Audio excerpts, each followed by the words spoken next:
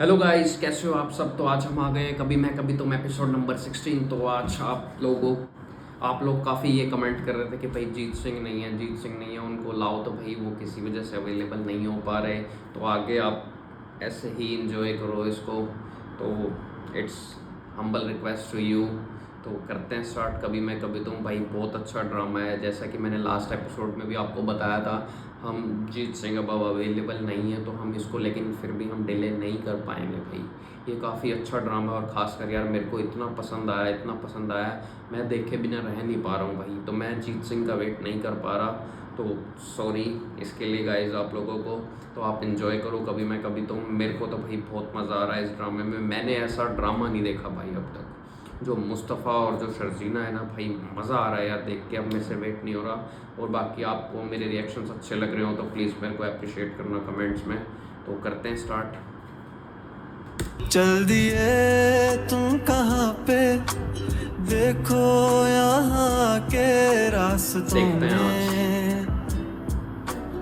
मुस्तफ़ा पैसे जी आपको बढ़ाए पता थे है, यहाँ पे। मेरे घर में पुराने कुक होते थे, इतने मज़े का खाना बनाते थे।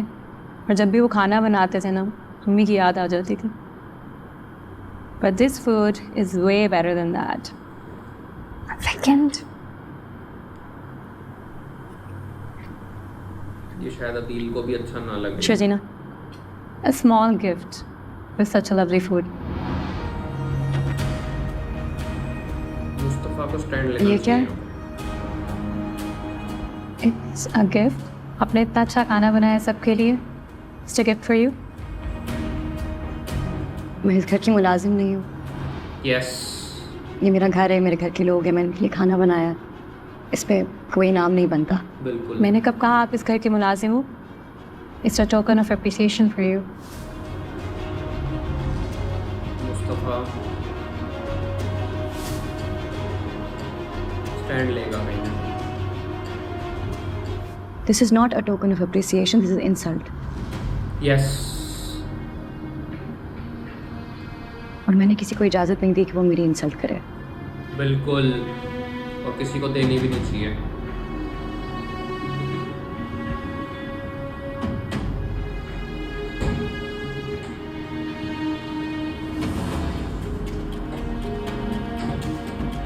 बहुत बढ़िया।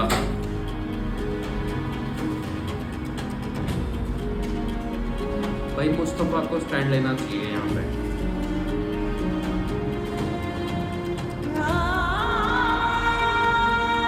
यहाँ इसकी सेल्फ रिस्पेक्ट को हर्ट हो गया।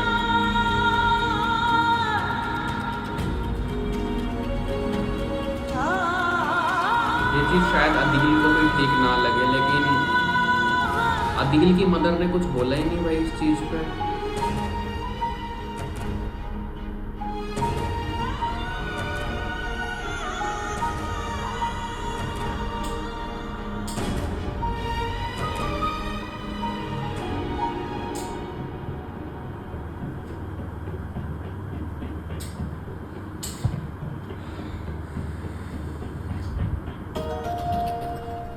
ये सलाद दो ना फातिमा, ला ये तुम सलाद दो है।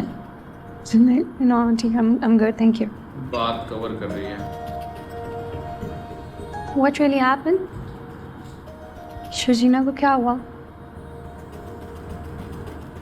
Aunty believe me, I had no bad intentions. मैं तो उसको अप्रिशिएट कर रही थी, इतना ज़्यादा उसने खाना बनाया है सबके लिए, इतने प्यार से। फिर भी वो नाराज़ होकर चली गई। Hadid, did I do something wrong?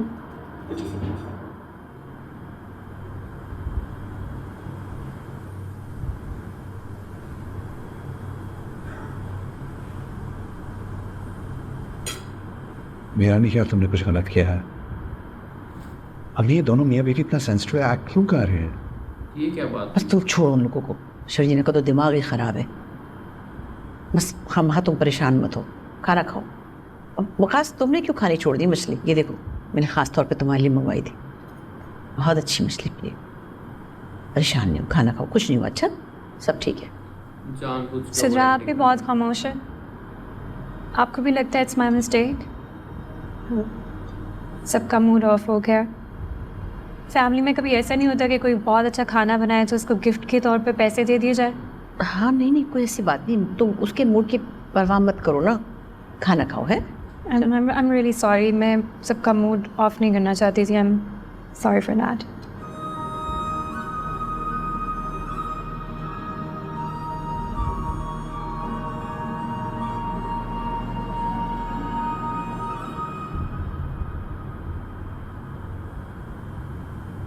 आगे खाना खाकर